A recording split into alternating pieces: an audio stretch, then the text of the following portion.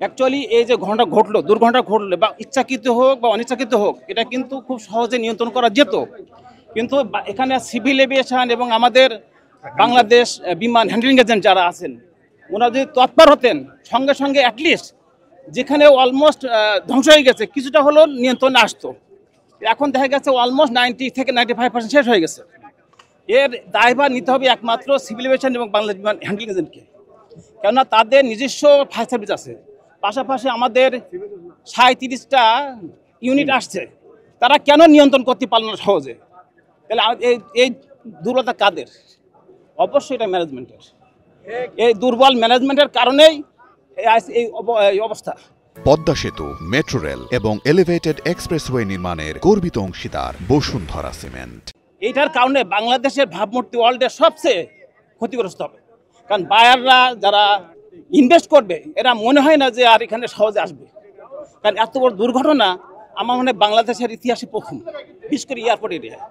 আর একটা কান্ট্রিকে রিপ্রেজেন্ট করে এয়ারপোর্ট, কারণ ওয়ার্ল্ডের রিপ্রেজেন্ট করে এয়ারপোর্ট। সেই এয়ারপোর্টকে একটা সামান্য আগুনে পুরা ইম্পোর্ট সেকশন সব শেষ হয়ে গেছে। আর হাজার হাজার কোটি টাকা এখানে ধ্বংস। পাশাপাশি যে টাকা শুধু শেষ না, এখানে যে সমস্ত মাল সামানা আমাদেরকে ছিল, ফ্যাক্টরি, যারা বিভিন্ন ফ্যাক্টরি, ঔষধ, মেডিসিন, বিভিন্ন কোম্পানি কিন্তু এখানে ইম্পোর্ট নিয়ে আসে, ইকুইপমেন্ট সবগুলো কিন্তু শেষ হয়ে গেছে। অর্থাৎ এটা রিকভার করা অনেক টাফ হয়ে দাঁড়াবে। সবচেয়ে ক্ষতিগ্রস্ত হবে ক্ষুদ্র এবং মাঝারি ব্যবসায়ীরা, কারণ এদের দেখা যায় একটা শিপমেন্টে তারা আসে, এইটাই তারা চলে এখন। আর এই ক্ষুদ্র মাঝারি ব্যবসায়ীরা কোনো সময় কিন্তু সরকারের সাপোর্ট পায় না। এগুলো কারা পায়?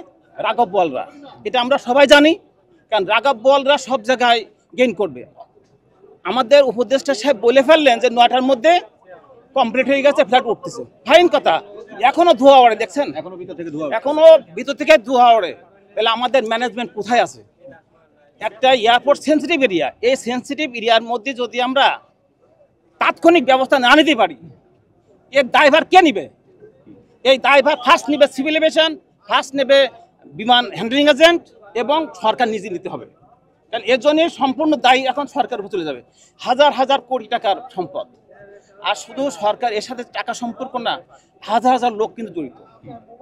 এইগুলো তারা সব বিপদগ্রস্ত হবে। কিভাবে রিকভার করবে সে আল্লাহ জানে। তবে আমাদের এখন যা ঘটছে ফার্দার জন্য এরকম ধরনের কোনো ঘটনা এয়ারপোর্ট এরিয়ায় না, কোনো জায়গায় যেন না ঘটে সেভাবে ব্যবস্থা নিতে হবে। বলতে গেলে আমরা টেনশনে আছি, কারণ আমরা বাইরেদের কি জব দিব? আমাদের অ্যাকচুয়ালি আমাদের মাধ্যমে ইম্পোর্টগুলো আসে, হ্যাঁ, এইগুলোর আমাদের আনুমানিকভাবে $5 লাখ মতো আমাদের আমরা ক্ষতিগ্রস্ত হয়ে যাবে। আমার কোম্পানি, অর্থাৎ আমি একটা চাকরি করি, আমি একটা মাসান কোম্পানি চাকরি করি, হ্যাঁ। তা আমার মাধ্যমে নামটা আমাদের বলাই ভালো, কেন এখানে তো বোঝেন আপনার মিডিয়া, তো আপনার নাই বলি, তো নামটাই বলছে অনেকে চিনবে। চিন্তা করছি এখানে একটা সিকিউরিটির ইস্যু থাকতে পারে, যে অনেক সময় আগুন লাগলে লোকজন বিভিন্ন দিক দিয়ে আসে, সেখানে হয়তো বা চুরির কোনো সম্ভাবনা থাকতে পারে, হয়তো বা তাদের কোনো মানে ডিরেকশন আছে, এই জন্য হয়তো ঢুকতে দেয় নাই। ফায়ার সার্ভিস ছিল, এদের ফায়ার সার্ভিসটা হয়তো বা স্ট্রং না, ফায়ার সার্ভিসকে কল দিছে, হয়তো বা তারা স্ট্রংলি আসতে পারে নাই, টাইমলি আসতে পারে নাই, লেট করছে আসতে। ওই যে ওনাদেরকে ঢুকতে দেয়নি সিভিল এভিয়েশন বিমান, ওনাদেরকে ঢুকতে, ওনাদের পারমিশন না দিলে ওনারা ঢুকতে পারবে না। এখন এটা তো সিভিল এভিয়েশন এবং বিমানের কেস, ওনারা তো ওনাদেরকে ঢুকতে দেয়নি। হ্যাঁ, কিছুটা রিডিউস হয়তো এত নষ্ট হতো না, এত পুরো বিল্ডিং পুড়ে গেছে, হয়তো বা সামান্য কিছু ক্ষতি হতো। এখানে যেখানে আগুন লাগে সেখানে তো পারমিশনের কোনো ইস্যু নাই।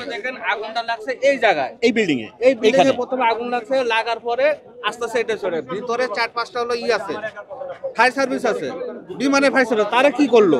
তাদের তো উচিত ছিল যে এখানে এসে তাদের আগুন লাগানো, এখানে পারমিশন তো করার কথা না।